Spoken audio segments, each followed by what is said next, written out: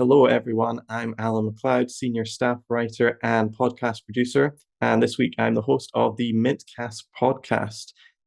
This show is made possible by supporters like you as we face shadow banning on many platforms and the crackdown on independent anti-war watchdog journalism intensifies. We ask you to support us by becoming a member on our Patreon page, which will be in the link down below.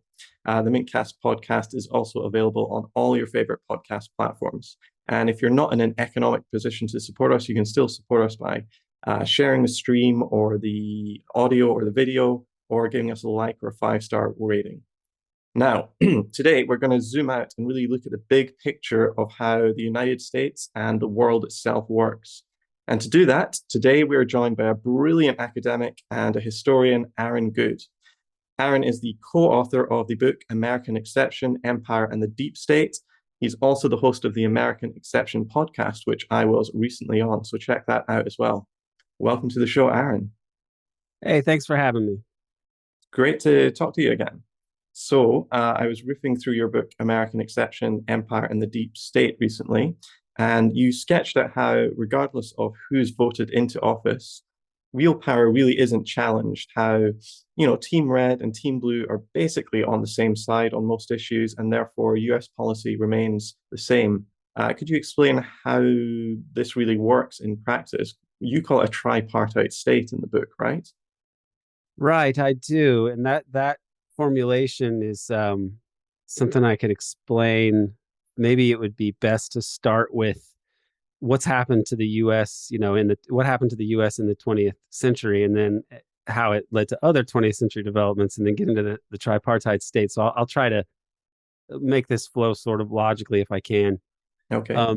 The U.S. as, the first modern democracy, I guess you could say, it was at a time exceptional in a qualified sense, and that of course you have genocide and slavery and other exploitative and horrific practices, but you had the Bill of Rights, and which enshrined certain human rights protections really in a constitution, and that was kind of exceptional. That was exceptional at the time, and this was I think a move forward in the history of human progress, and a good thing. And I'm saying this as someone who's first and foremost a critic of U.S. imperialism. This was something interesting about the U.S. political system, that it had some democratic elements. I would never say full on a democracy or whatever, but it had a democracy nestled in with other forms of top-down control that rigged the game in different ways. But you fast forward to the end of the 1800s, and the U.S. has gone from sea to shining sea, and this process of imperialism in the U.S. and Western expansion is very much land-based and continental and domestic. And because it doesn't go about colonizing other countries in the same way, it packages itself as being anti-imperialist until the Spanish-American War, the end of the 20th century, or at the end of the 19th century. And the U.S. actually takes over the remnants of Spain's tottering empire in Cuba and the Philippines. And there was pushback against Americans who formed this formed an anti-imperialist league, or they supported this league. And there were some industrialists even who were against this. But underlying this question of whether the U.S. should keep expanding was, when the frontier is closed at the end of the 1800s, there are economic problems because the frontier served as a kind of outlet for excess labor and excess capital and excess energies within the body politic. And if things in industrialized or developed parts of the East were too bad, people could always light out to the West and just become a farmer or something like that. But eventually that's not the case. And there's economic problems that result from this. And the question is, are they going to develop an economy where they try to improve consumption and production for domestic purposes and raise living standards, or do they want to go abroad in search of other markets and raw materials? The imperialists went out, and the U.S. gradually becomes more imperialistic. They go into World War I largely to protect creditors. They fight banana republic wars, in the early 20th century. The settlement at the end of World War I is ridiculous. And it's basically Germany has to pay huge reparations to pay the Allies, who have to pay the U.S. And so the US loans money to Germany, and it's a ridiculous system, and it eventually leads to the Great Depression. And out of that, fascism emerges in Italy and Germany, supported by US capitalists. And in the US, you have a reformist regime, and they put down a fascist coup, basically, or they're able to. There were elements who wanted to stage a coup against Roosevelt, and they supported fascism elsewhere. But Roosevelt wins out, and the New Deal is more or less this reformist, progressive reforms to capitalism, but it saves capitalism and has some social democratic institutions. But what happens during this time period is people who are very powerful, the Wall Street's Council on Foreign Relations, the corporate heart of America, they are given the task of planning America's entry into World War II. And they take advantage of that to plot out a whole huge empire that they're going to go for. They're going to basically enter the war, and they're going to win it, and they're going to establish dominion over global capitalism, and they're going to essentially take control of Western imperialism. It's not stated that way, but that ends up being the consensus of people at the top of the U.S. And that consensus of the U.S. as the global hegemon of capitalism worldwide is the story of our time. It's America ceases to be a normal country in any sense in that way, and it becomes something totally unique in world history, because capitalism was, a revolutionary system, and the world wars were basically intra capitalist rivalries, right, between Western empires, to decide who was the top dog. Well, the dust settles, and America is the top dog, and at that point, they go for this new regime that they're going to manage in an imperial fashion, but they're not going to call it that. They're going to call it free enterprise and the free world or whatever, and that's the Cold War. So there's a consensus there, and it's maintained in both parties. Both parties support the Cold War. The people that argued against, global dominion were like the Vice President Henry Wallace, and he argued for a century of the common man instead of the American century, which was Henry Luce's idea, Time Life magazine. And Henry Wallace gets swept aside, and you get empire and all of these institutions that are supposed to manage the empire, like the creation of the CIA in 1947. And this is a new thing for the American experience, to have this kind of secret police with state power to do covert operations and dirty tricks and so on. But because the Cold War is depicted as so dangerous, that it justifies this. And this securitized version of like politics, where you must pursue the Cold War because you have to protect us against this terrible communist threat, and we're justified to break all the rules against this communist threat. This changes the quality or the character of the American regime. It becomes a lawless kind of regime, but not one that admits that. So I've kind of come to the conclusion that the reason that after World War II, they rescue all those fascists from the defeated countries is because they needed them to, and other people have made this, I'm not the first person to say this. Chris Simpson and Peter Dale Scott wrote about this many decades ago. But the reason that they do this is because they want the services of fascists are useful, because fascism is the anti-communist international. That was the real name of the Axis Pact. And they needed these guys to kill people and, murder people, murder leftists, to make sure that you got the political order that you wanted. And so the US basically takes over management of capitalism, and basically also takes over management of fascism without admitting it. It's not that the fascist forces are defeated, they're just repurposed. And they're this underlying part of the regime in the US and in NATO countries too.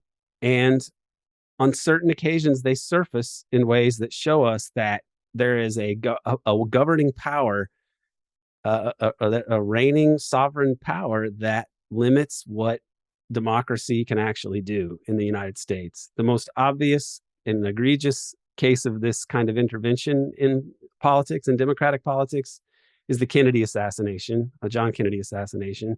But 5 years after that, when John Kennedy's brother wanted to resume, winding down the Cold War and investigating JFK's assassination, they assassinated him too.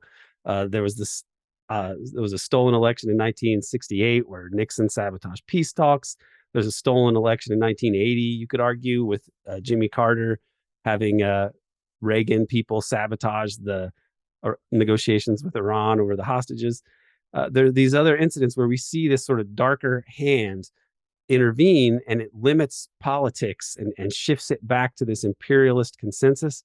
And that's really where you get this dynamic where nothing changes no matter what party you get. And to the extent that there were progressive elements in the ruling establishment, by the time that Watergate has unfolded and Reagan gets elected, and this new dollar regime is put in around the world where the US is untethered to gold at this point in terms of its expenditures, then you really have a new regime, and every president since is Reagan, and that's what we get: Reagan, Reagan, Reagan, Reagan, and that's where we are today in 2023 with a new Reagan who may be even more senile than the original Reagan, which is quite an accomplishment, and yet the machine rolls on. Yeah, I want to pick up on what you just said about the management of fascism there. I mean, are you talking a little bit about like Operation Gladio, for instance, which was this huge program by Western powers to basically pull together all the fascist elements in Europe and keep them united in a sort of secret army to make sure that democracy, which, you know, some people would call communism or socialism, but ultimately it meant the will of the people to control their own lives, would not actually be threatened to break out across Europe. I mean, of course, at the end of World War II, most of these countries were smashed, and most of the genuine resistance to fascism, you were talking about fascism being anti-communist. Well, communist is sort of inherently anti-fascist. In Italy, the communists actually pretty much liberated most of the north of the country. In Yugoslavia, they were almost entirely successful in driving the fascists out. The communists were the main force within French politics for a long time as well. And even in countries like Great Britain, which are sort of islands of stability, there was this huge labor movement and this huge sort of anti-fascist surge, this leftist surge. And to the United States, it seemed like pretty clear that the entire continent, if given the opportunity, would eventually just go red.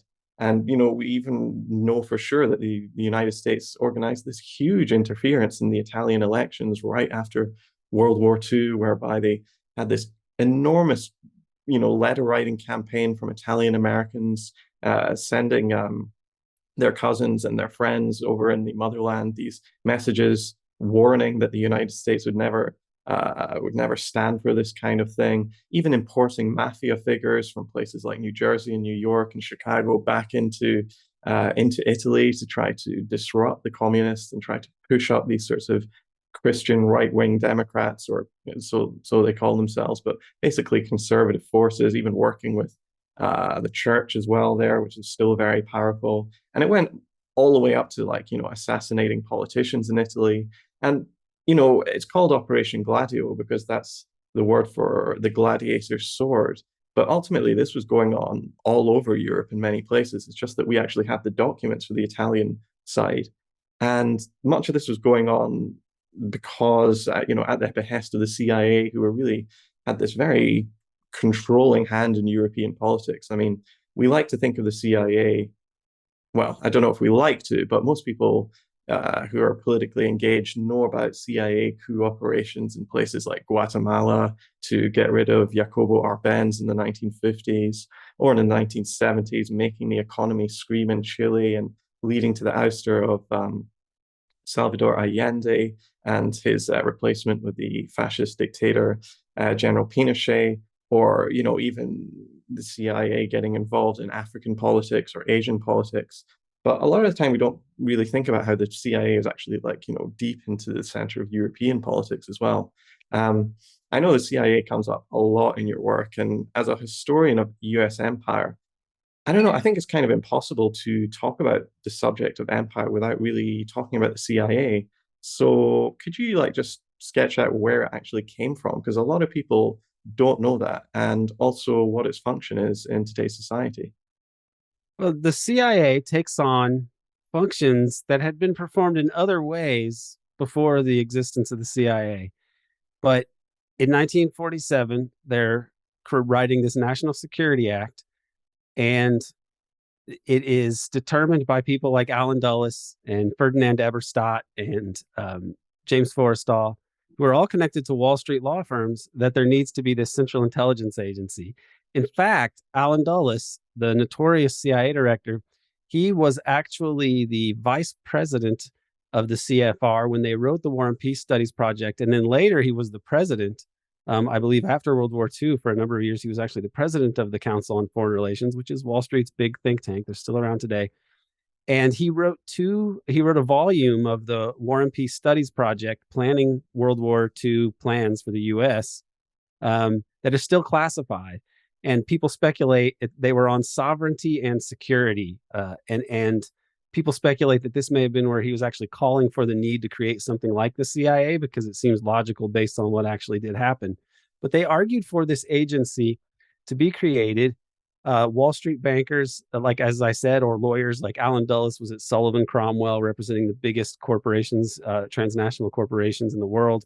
And Dillon Read was the home of of two other key figures there, Ferdinand Eberstadt and James Forrestal. And this is old money, old Wall Street money.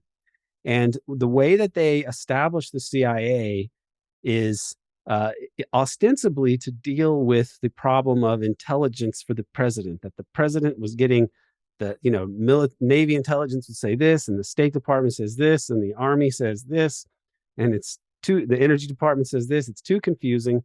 So they wanted to centralize it. So they create a central intelligence agency. They give it a boring name, just like they always do for some of the worst things. They give boring names to. And in the act, the legislation, there's a passage written by Clark Clifford, who comes up again and again in Cold War history, where he says the CIA, it lists all the duties, and most of them are like intelligence gathering and analysis. But then there's one part where they say the CIA will do from time to time things assigned to it by the National Security Council for protect the United States national security. Well, that's very vague, and somebody should have said, hey, wait, that is pretty vague. Can you specify this? But what that came to be interpreted as is as a mandate or authorization to do all sorts of covert action and dirty tricks, and basically to act as a lawless, secret police for the U.S. The U.S. ostensibly. In practice, because they are so connected to Wall Street forces, they act like Wall Street's secret police. So that's a key part of the U.S. empire, is understanding that it's really Wall Street that's the beneficiary of this. The billionaires and multimillionaires that are created. This is the result of deliberate action from officials in the in the state, and then outside the state with lots of wealth, with the ability to influence the state. And so, if you, for an example, look at there's a coup in Honduras in like 1913 or so. It's led by this guy named Sam Zamuri, who's a banana magnate. And there wasn't any CIA at the time in 1913, but Sam Zamuri is an enterprising guy. So he goes and he gets a mafiosi named Machine Gun Maloney, I think, and then a mercenary named maybe Lee Christmas or something like that. And then they bribe a local Honduran official, and they go down, they take a boat from New Orleans, and they go to Honduras, and they bribe enough people to overthrow the government, because the government in Honduras wanted to tax Sam Zamuri's banana plantations too much. Okay. This guy goes on to like be a big figure in United Fruit, which has many connections to the U.S. establishment. Fast forward to 1954, and Sam Zamuri again and other people around United Fruit are lobbying the government to deal with the banana company's problems, this time in Guatemala. And 1954, they overthrow Jacobo Arbenz, because he wanted to nationalize and redistribute to landless peasants land that was owned by United Fruit and was uncultivated. So they stage a CIA coup, overthrow Arbenz, and they put in a series of brutal regimes that kill 200,000 Mayans over the decades. But what's notable about it is it's very similar. It's almost exactly the same as what they were doing in a way. I mean, with better technology and a bigger budget, between Sam Zamuri's 1913 Honduras coup and then this CIA overthrow. So and the CIA, of course, deals with mobsters as well, just like Sam Zamuri did. And Zamuri himself is a guy who's like, he's the bridge from the coup, the pre-CIA coup, to the 1954 Cold War coup that's supposedly to fight communism. But if it's the same policy as before, or the same outcome, how can you say that it's communism in the Cold War? And then add to that, in 2009, Hillary Clinton was somebody who abetted a coup in Honduras as well. which is, of course, after the Cold War. And again, it's corporate America that was aggrieved by this Honduran president named Zelaya, and they overthrow him. So this is the CIA's function is to do these kinds of things for the betterment of U.S. hegemony and U.S. imperialism, and they break the laws all the time to do this, and there are no consequences for this. And this is a violation of not just U.S. laws, which they have done. They're not supposed to even operate in the U.S., but they do over and over again without consequence. But the U.S. is a signatory to the UN Charter, which outlaws aggression against countries or even the threat of aggression. And the Supremacy Clause of the Constitution says that is since it's a ratified treaty, it's the supreme law of the land. But nobody can do anything about this. The judiciary has abdicated any responsibility. The legislative branch doesn't do anything about it. We've just accepted a kind of imperial lawlessness since the end of World War II. And the CIA, but it's often covert, and that's where the CIA comes in. The CIA does things with plausible deniability. So if they overthrow a government, they can say, we didn't do that. It was some people rose up in the streets. This is what they said in Iran in 53 and Guatemala in 1954. It's a victory for democracy. Or Maidan in 2014. Oh, it's democracy. Like, they still say this, and there's still people who dupes or other duplicitous people who will say, no, it's a people's uprising. But how many times do they have to do it before the reflex is to say it's the CIA until proven otherwise? But here we are. Yeah, I mean, when you were talking about the CIA being this, like, what did you call it, Wall Street secret police, I just remember that famous speech from Major General Smedley Butler. Do you remember when he was saying, I helped Haiti and Cuba become a decent place for the National City Bank boys to make their revenues, and I helped in the pillaging of half a dozen Central American republics for the benefit of Wall Street? I mean, goes on to just say that war itself is a racket whereby the United States is always intervening.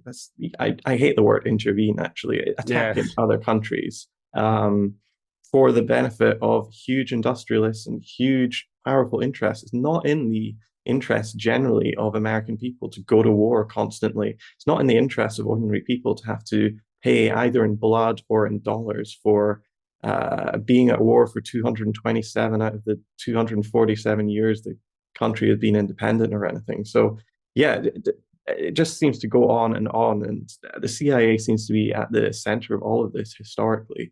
Most of my work that I've done looking at the CIA tends to really look at what it's doing right now in terms of trying to infiltrate social media and big tech companies. So, like, for example, if you look at the Facebook's regulatory board, which ultimately decides what content is allowed and what content isn't. In fact, if you go to facebook.com and look at who they choose as their public face of consumer safety and content regulation, his name is Aaron, and you can watch a nice little video of him in a beautiful purple jumper, and he's sitting in a well-lit room, and he's talking about how he really is kept up at night all the time because he's got to make these tough decisions between content moderation and letting free speech reign. And it really, these are questions that really vex him. And it's very important for him and Facebook to be totally honest and transparent about all this.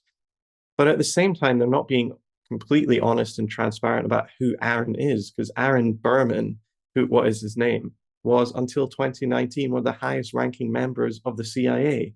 And he was actually so high up that he was writing the president's daily briefings for President Obama and President Trump. I'm sure Obama read them, probably Trump had them read out to him, but that's just, the way it is. And it goes on and on with like companies like Google and Twitter just having so many national security state agents, all now, being parachuted into some of the highest levels of the companies, and not in things like marketing or customer service, but in really politically sensitive fields such as content moderation, safety, things like that, which actually affect what billions of people see every day, and classically what they don't see, right? But I also want to pick up on one other thing. You talked about Ukraine. I mean, from the mainstream press, I mean, we do get the the sort of perception that this war came out of almost nowhere. And of course, Russia did invade Ukraine in February 2022. I think there's no question about that, of course. But if you start winding the timeline back a little bit, the sort of the amount of blame that each side should get starts to become slightly murkier. Could you kind of explain what either the CIA or the United States more generally was doing in Eastern Europe before the war started? Well, they were very active in, I mean, the collapse of the Soviet Union was deliberate and undertaken by people in the US. In the old days of the Cold War, there were people that Eisenhower thought were kind of dangerous fanatics who were in favor of what was called rollback rather than just containment. So containment was the anti-communist policy, but the idea was to contain communism and not to allow it to expand. The rollback people thought we needed to get in there and try to roll back communism. So we should support these different groups in places like Hungary and so on. And then they never really had the upper hand policy wise. In 1954, I believe it was, they backed these separatists in Hungary, and they were able to provoke an uprising that eventually the Soviet Union had to put down. And this killed people in Hungary. And some of the people in the CIA who were really for rollback and had supported this were despondent because we basically left them there to be slaughtered or crushed by Soviets and Soviet backed forces there. But for the American side, that's kind of a PR victory. I mean, that's where the term tanky comes from, because they sent tanks. Like, nobody even knows this. It's just a dumb propaganda term that imperialists use to try to insult people who are anti-imperialist. But it actually comes from this bungled CIA operation, or that maybe it wasn't bungled. Like, maybe that's the whole point, is you send in the tanks and then you can say, look at the tankies or whatever, I mean, because you've threatened a country with geopolitically. And that's the situation that the Soviet Union was in the Cold War. It was a very defensive situation. They had much less capital at their disposal. A lot of their industry they had to create their own huge war production industry.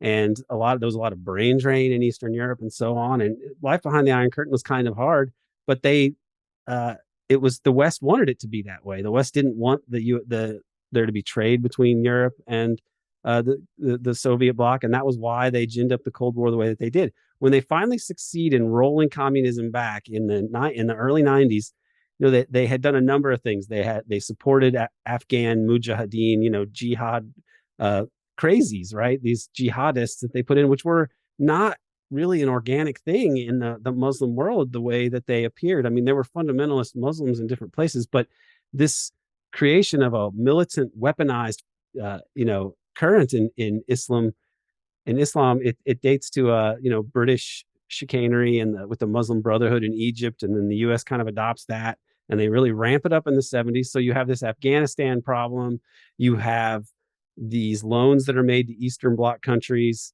which put them into sort of debt traps. You have the U.S. and CIA collaborating to collapse oil prices right when Gorbachev needed oil revenues to fund these reforms. And the result is the collapse of the Soviet Union. I mean, there's much more to that story, but and they supported Solidarity in Poland and all these other movements in like Czechoslovakia and everywhere else. And the whole idea was to bring down the Soviet Union because they wanted to expand really the boundaries of Western imperialism. And so NATO expansion was a big part of that.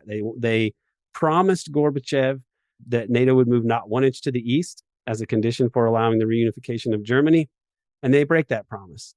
And in Central Asia, they also go right into the Soviet heartland, using those jihadis again, starting with Azerbaijan right in 1991. And in other places like Bosnia, Uzbekistan, they use these forces to really attack the periphery of the former Soviet Union.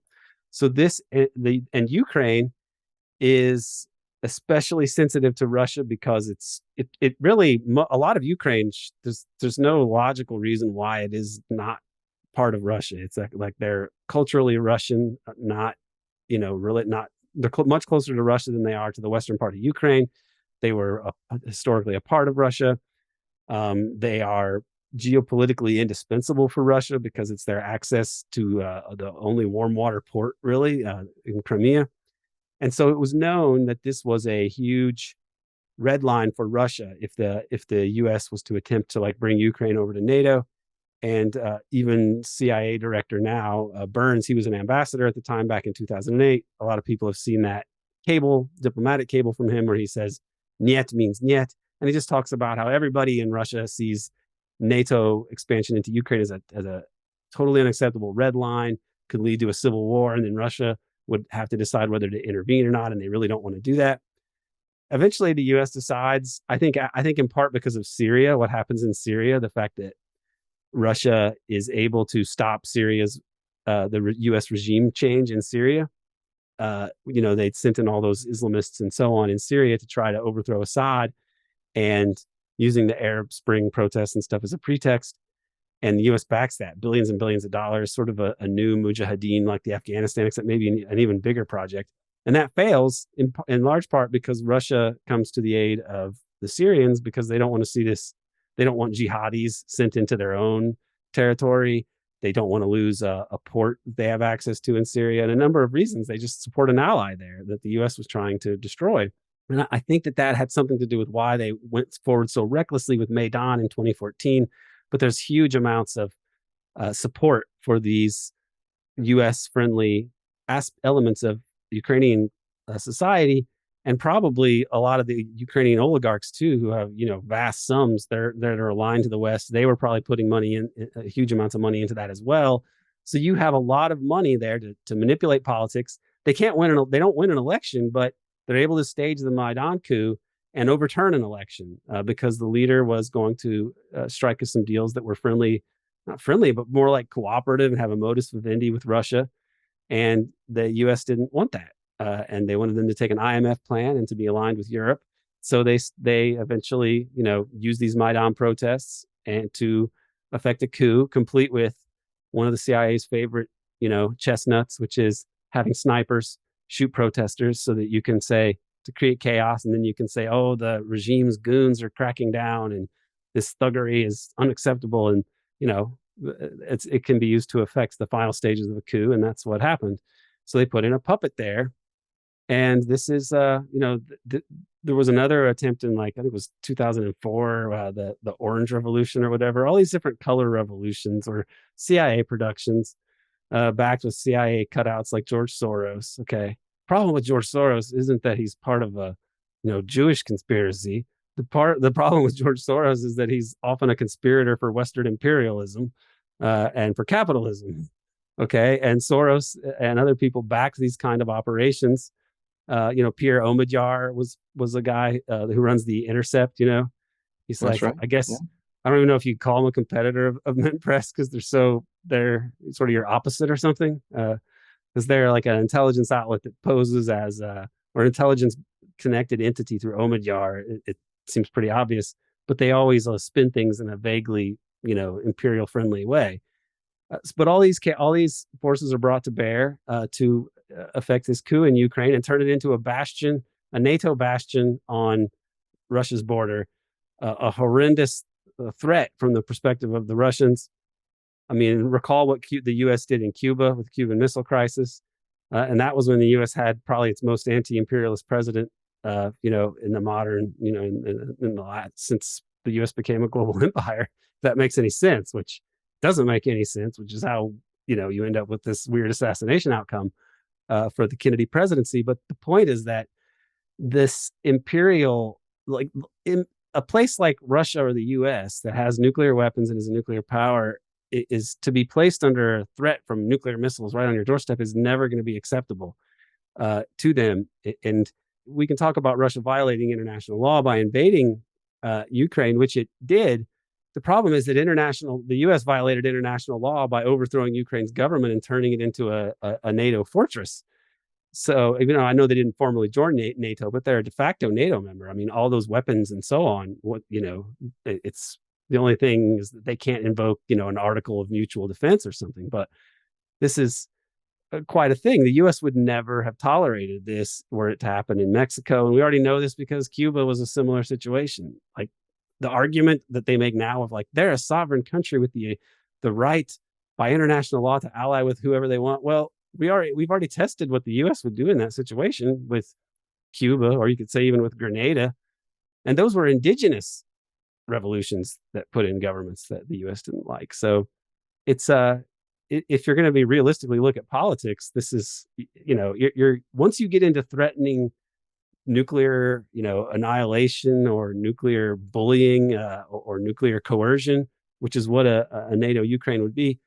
I think it's kind of silly to be parsing international law here, to expect people to abide by international law in the face of existential threats.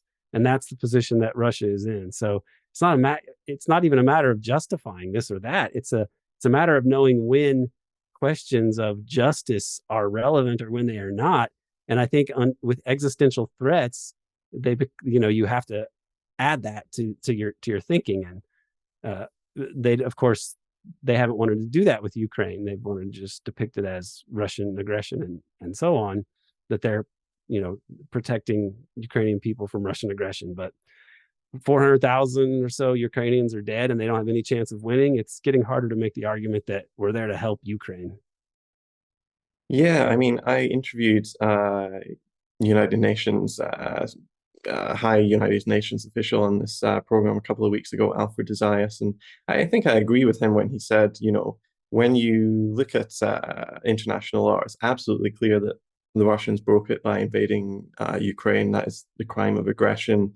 There's only very specific ways in which a country is allowed to use its military against other countries, and those clearly didn't apply here.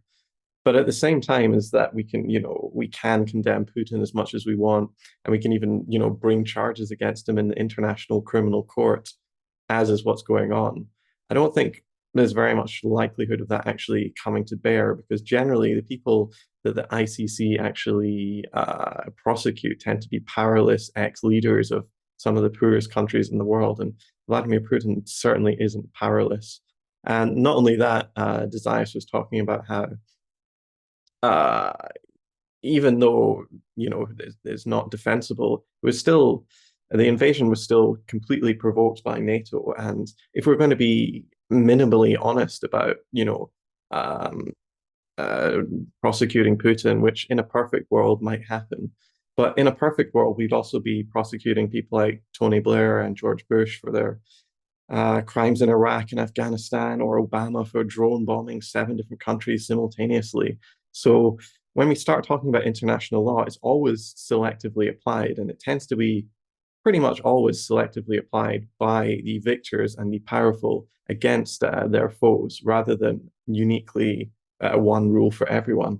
For the record, I'd say The Intercept has got some great journalists on there, even if they are, even if the funding structure of that thing is kind of sketchy, as it's billionaire funded.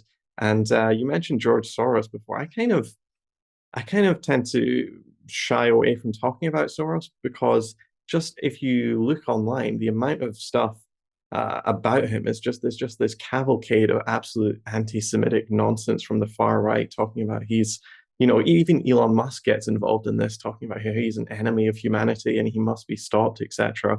And that really takes away from genuine critiques you can have of Soros, like you were saying there. Another word that I usually don't use is deep state, precisely for the reason that it seems that the word is really being hijacked by all these Alex Jones lunatics who have kind of ruined the use of a really good and useful word to try to describe something that you actually put your finger on throughout your entire work. What do you think about words like deep state? Do you think they've kind of been ruined by people like the Trumpists, or do you think actually in a certain way they've kind of helped a lot of people start to be a bit more skeptical of the national security state? What do you think?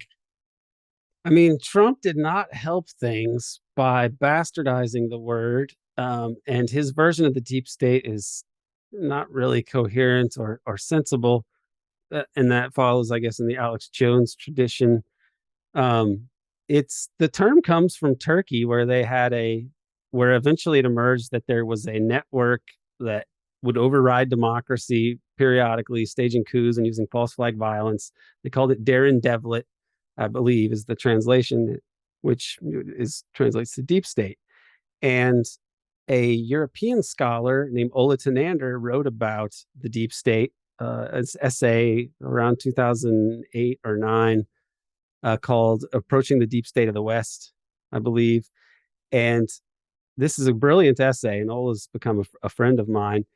And he was writing about how all over Europe there is this, you have democracy on the surface, but you have the ability to intervene and veto politics. And this traces back to Nazi legal theory, in a sense, that it was the enabling act allowed, and the Führer principle was that the leader is going to decide what the exception is to the rule of law, and he's going to take the actions necessary to protect the state.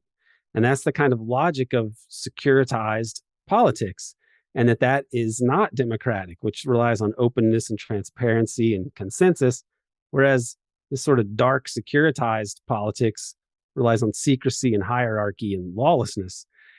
And this is something that led a German scholar named Ernest Fraenkel to write about the dual state. He wrote an essay called, I believe that there a book. He defected or left the country, whatever, immigrated to the U.S. Ernst Fraenkel, and he wrote this book, The Dual State: A Study in Dictatorship, I think is the full title. And he says that there's the regular normative state is what he called it, your regular bureaucracy of the government. But then he said that there was this security state that emerged, this dual state that was the guardian, supposedly, of the state. He called it a prerogative state, meaning that the leader has the prerogative to do whatever. It's not bound by laws. And that he used this to explain the Nazi state. Now, my argument in American Exception, the article that I wrote first in 2015, and then I expand on it for my dissertation, and that's the book eventually, American Exception: Empire and the Deep State, is that the U.S. experience, because it needs to be a democracy, it creates a national security state to ostensibly protect the state, sort of like, the Nazis did that too, but I'm not saying the U.S. is Nazis, right? But because the U.S. can't have like a Führer principle in effect, because it's a democracy and so on, people believe in the rule of law, and that's a big part of U.S. branding and the legitimacy of the U.S. government. It has to have a sort of submerged dictatorship, in a sense. The dictatorial parts of the state have to be denied, and that's where the deepness comes in. That it's like all of those you could point to like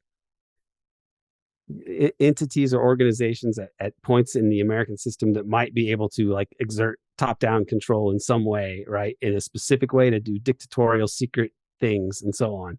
That could be one way to describe the deep state. But in a bigger systemic sense, the deep state is all those institutions that allow for top-down governance in a nominal democracy. So all of these institutions that allow corporate power to always win, these could be a part of the deep state. We could say the corporate control over the media system in the United States is functionally part of the deep state. It's part of our system of governance. And the darkest conspiratorial parts are those elements that allow for just the straight up vetoing of democratic politics. So the assassinations of JFK, for example, is a deep state intervention. And we apply this same kind of logic to supposedly democratic Europe. Like Aldo Moro in the 70s was trying to form a coalition government with socialists and communists because they had the numbers. And he was told by Henry Kissinger, if you keep doing this, you're going to end up dead. Some fringe elements are going to come and kill you, and that'll be the end of you. Aldo Moro persisted, and then he got kidnapped by these so-called Red Guards that were infiltrated by the CIA, by Gladio, and then he ends up discovered dead in his car later, and it went down just like Henry Kissinger threatened him and told him, you're going to die if you keep doing this. This is part of the mechanism of control. So democracy, can be manipulated in different ways by these deep political forces, especially, corporate power, control of the media, control of the political parties, etc. And then when it comes down to it, they could, if that doesn't get the result they want, if democratic forces are actually able to still overcome the dictates of the most powerful, oligarchs, then the deep state's clandestine, paramilitary apparatus can come in and assassinate people or steal elections outright. Like a lot of people have written about the 2000 and 2004 elections as being stolen, so that the Bush administration would, be installed. And we are in the West, we are unable to grapple with this. I've taken to also calling it parafascism because this is from an old Peter Dale Scott essay, and he kind of abandoned the term and had something of a mental breakdown actually after he wrote this really, brilliant essay, a sprawling essay that should have been a book. And it's a little scatterbrained, but it's like really brilliant. But he's writing about how even with the church committee and the Watergate reforms, you still have these kind of fascist elements existing overseas, and it seems like they're operating without even direction necessarily from Washington, but it's like this dark source of top down power. And eventually Peter does embrace Ola Tonander's concept of the deep state, and I've built on that as well. So it really is it's a kind of fascism, which is a loaded term in the U.S. But I think that the top-down rule under capitalism, or just imperialist capitalist despotism, that's basically fascism. So it existed before the fascists in Italy. I mean, the Jim Crow regime had fascist elements. The genocide of the American Indians had elements of this. We call them proto-fascist. And then you had outright fascists in the World War II era, in that period. But then what I would say emerged afterwards is something we could call parafascism, which is fascism that denies it's fascism, but it functions the same way that fascism did, which was to protect above all the hegemony of capitalist property oligarchy over society. We're speaking with historian and academic extraordinaire Aaron Good. He's the author of American Exception, Empire and the Deep State. Quick reminder to support us on Patreon or other platforms. There will be a link down below. We, unsurprisingly, are not supported by billionaire backers. We are doing this with you. We can't do it without you. So, yeah, just a little plug for that, and we'll keep on going. Aaron, in recent times, there have been quite a few signs that Washington's grip over the world is loosened. You were talking about Russia before. I mean, I feel like the failure to isolate Russia economically quite surprised me in a lot of ways. The dollar being dropped as the world's reserve currency very quickly, the US pulling out of Afghanistan really ignominiously. Do you think these are signs that American power is waning? And could we even go further and say that the days of American exceptionalism might be numbered? Well, there's American exceptionalism with the sort of philosophy that America is really special and unique among nations and is not beset by the corruption of other countries and empires. And then there's what I write about, which is American exceptionism, which is the installation of or the creation of lawlessness. It's like a permanent state of emergency lawlessness that has prevailed since the end of World War II. And it's why the CIA is empowered to break all these laws all the time and so on and so forth. But this is crumbling though. The illusion of American exceptionalism, America's actual hegemony over global capitalism is crumbling because, I mean, if you don't have to be an academic to sort of get the gist of it. You could watch Star Wars, and you recall Darth Vader, or was talking trash to Princess Leia, and she says, "Well, I think it's to Darth Vader, but whoever it's to." She says, "The more the Empire tightens its grip, the more star systems will slip out of its grasp." Right, and like this is the dialectic, okay, in pop culture form. It is the dialectical forces that bring down empires are inevitably going to bring down the U.S. empire, and because the empires generate their own resistance, which will eventually be their downfall. This has happened to every empire. What another aspect of America that is exceptional is the hubris of American imperialists, in that they believe that these laws did not apply to them, these laws of history and civilization. So when in the 1990s you had the Russian and Chinese governments starting to make statements about how there should be a multipolar world, and we're committed to creating a multipolar world. That really meant that they were committed to creating an international system in which the U.S. did not get to act like global dictator, as the global sovereign, the policeman of the world order. And here we are, almost 30 years after this, And we see that this is finally coming to pass. This is, Chinese persistence here. I mean, they study their history. They think in a longer term than the U.S. And for what is to them a blink of the eye, the U.S. hegemony is now crumbling, and they've been a big part of that. I think people like Rockefeller. Rockefeller, as a family, represents the U.S. oligarchy and these networks of power in the U.S. They were successful in bringing China into the capitalist economy, global economy. I believe that they thought at the time that if you did this, it would corrupt the Chinese. They wouldn't have said it this way. They would have said, in their own minds, they would have rationalized it. It would have democratized them or commit them to the freedom or whatever. But they really believe that in practice, I think that the creation of a capitalist class in China would corrupt the country, because you get all that money. What can you do with it? You want to corrupt it for capitalism. I think they arrogantly thought that this would be like their way of handling and managing China. You could even use them as a source of cheap labor to crush labor unions in the US and have higher profit margins.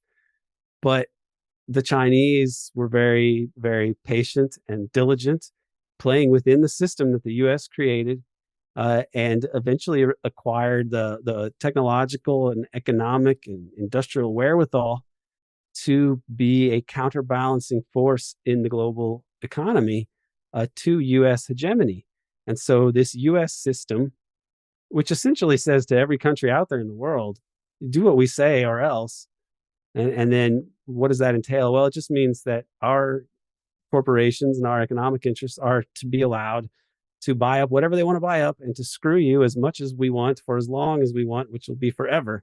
And that's the deal we're offering.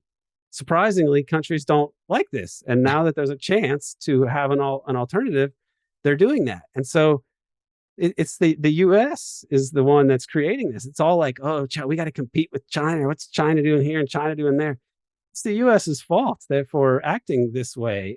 There were people in the US who thought, like, we should develop these countries. We should allow them to develop and have control of their resources and trade with them, share technology, and so on. This would create a peaceful world and a more prosperous humanity. And they lost out in America because empire was achievable to a large degree for most of this time period. We're now getting to the point that the empire is faltering. I think we're kind of at the Wile E. Coyote moment where he has run off the edge of a cliff and doesn't realize it, and he's just sort of standing there. But gravity is going to kick in. Historical forces are going to come to the fore, and the U.S. empire is going to crumble, barring some unforeseen things that I don't see, or a nuclear war, which is a danger because the U.S. has an incentive to practice nuclear brinksmanship in a gambit to try to hold on to its empire, and that could lead to miscalculation and the end of human civilization. I think for these people running things in the U.S., they have a lot to lose because the system has made them very, very rich. But also the crimes of the U.S. and covering it all up is made possible in large part by the largesse of empire, the sheer amount of wealth that is generated by the economic output and predatory practices of the U.S. empire gives them the wherewithal to cover up so many crimes and manipulate people's minds and so on. And so we're at a moment when, as that empire crumbles, they will lose that wherewithal. And we're already seeing it there. Why do you think we're seeing more censorship and everything else? This is all, and there's more scandals that have come out that never get adjudicated, like Epstein or Russiagate, or things related to COVID and them not ever like testing the vaccines for transmissibility. Many scandals that should be scandals but never get adjudicated. This to me is a sign that the wheels are falling off, even on the PR machine, and it's a disaster all around for these people, but it's a hope for humanity. All right, I've taken a lot of your time, so I'll ask you one quick last question then. Maybe, I don't know, you'll think it's a pretty big question though. If the US is crumbling economically, I think it's still pretty safe to say it's the dominant military power in the world, right? And so does that make war, especially with China, much more likely, considering the US has now encircled it with what, 300-400 military bases now? and it can't really compete on an economic level. It can only really have that dominance in the military field. What do you think about that? It does present risks of brinkmanship or gambits. This is what happens at the end of empires. They think, well, we've prevailed in the past, we've gotten through tough situations, and we'll do it again. For the Brits, this happened with the Suez Crisis, sort of harebrained scheme with France and Israel and the British to try to stop and reverse Nasser's nationalization of the Suez Canal, which was a keystone of the British Empire. But would the U.S. attempt something like that with China? In a sense, the U.S. is muscle bound. The military is, meaning that we may have all these bases and all these billions, but there's two things that the U.S. really doesn't have the ability to do. One is actually use its nuclear arsenal, because it would kill everybody. I mean, this is a non-starter. It should be recognized as such, and decades and decades ago, we should have come up with a way to live with the world in peace. But people didn't want that. The other area where the U.S. really can't do anything anymore is fielding a military. When they talk about U.S. potentially entering into Ukraine, I mean, good luck with that. Who are you going to find in Europe that is like, I mean, they've lost 400,000. Now they can't go nuclear over there. They can't really put that many more weapons than they already have been putting into Ukraine. Who in the world is going to go fight in some World War I style battle, who's a Frenchman or a Belgian or a German, in Ukraine? It's crazy. The U.S., I mean, people bristled, and there was a lot of resentment and anger about the forever wars in Afghanistan and Iraq. And in Iraq, the U.S. lost 10,000 or less, right? I mean, I can't remember what the tally was. It may have been like 6,000 or 7,000 total that died in Iraq, and that was very unpopular. 400,000 or so have died in Ukraine, as I understand it, according to some estimates. How could you possibly expect Americans or Europeans to want to die in that way? And you can't really have a nuclear war with China. They have a nuclear deterrent. I mean, logically it doesn't make any sense, but logic doesn't always prevail. I mean, it didn't make any sense for the world to almost be ended in 1962 during the Cuban Missile Crisis, but that's where leaders found themselves. So this is it's the U.S. military it's by saying that it's muscle bound and it really can't use its infantry and it can't use the nuclear arsenal. I guess it's a longer way. That was just a longer way of me saying that the U.S. is a paper tiger in some ways, as Mao said famously years ago. Vietnam showed that. Ukraine has shown that. Iraq, Syria. We are in the paper tiger stage, and even in World War II, the U.S. had this industrial power, but it really lost 200,000 on each theater, so 400,000 total in winning World War II. That's the Soviets lost 26.6 million people fighting World War II. I mean, Americans have never had to fight that kind of a deal with that sort of a slaughter of their own population to fight for survival. And I don't think who would want to. I wouldn't want to go fight on either side in Ukraine, and I think that they're not going to be able to do this. So the sensible thing would be for the U.S. to accept this and reverse course. I hope something very unexpected and unprecedented happens in the next presidential election, because electoral politics are depressing and ineffectual in U.S. politics, but the conditions are changing. The empire the empire has prevailed all the time because it could. I think more people are going to realize that there has to be a change and there has to be reforms. It's actually in the establishment's interest to get ahead of this rather than have the response dictated by catastrophe.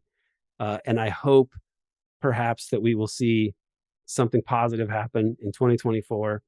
I fear that there may be some kind of deep event, something that comes out of the blue, some crisis that is bizarre and strange and like a huge hack or something that we're never going to be able to figure out. But that leads to more centralized control. I hope they don't go for some kind of gambit like that. And I hope they don't blow up the world, because I would like for future generations of humanity to exist. Yeah, I mean, I guess I guess what I'd say to that is it depends who's actually got his finger on the button. I know that former Defense Secretary Donald Rumsfeld was always very keen to play the president in all of these war games that came out.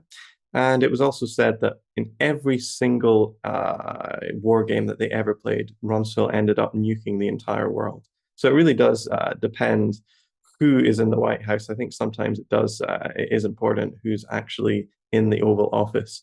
Aaron Good, thank you very much for your time. Is there anything people should know about you? Where should they follow your work? I am also on Patreon. I believe that I am too hot for the U.S. Academy. And so I have set up a podcast, and we have a lot of interviews with lots of people who look at the dark and suppressed aspects of U.S. politics and history. It's the American Exception podcast on Patreon. And I'd be really grateful to anybody who's subscribed. And I'm really happy about the content that we have there. And there's more coming all the time. Yeah, everyone watching or listening to this, open up your podcast app and type in American Exemption. Aaron Good, thank you very much for your time today. Yeah, thank you very much, Alan. Great to talk to you again.